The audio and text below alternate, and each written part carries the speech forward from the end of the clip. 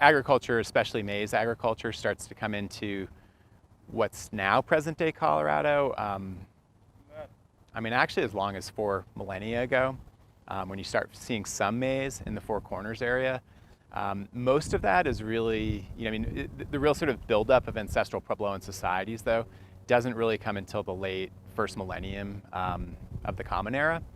By that point, maize was also coming into eastern Colorado from the Mississippi and Missouri River valleys. And so if you look at Colorado by about 1200 in the Common Era, you would have agricultural societies in some of the river valleys on the eastern plains, as well as in the southwestern corner of the state with ancestral Puebloan people. In both of those areas, agriculture was marginal, it was risky, and it was especially prone to climatic change and to resource overexploitation.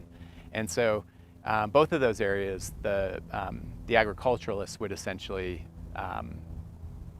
fail and abandon those places. They would, of course, continue to live on elsewhere. There's this sort of myth of like the ancestral Puebloans dying out and we have no idea who they are. They're the ancestors of many of today's Pueblo peoples.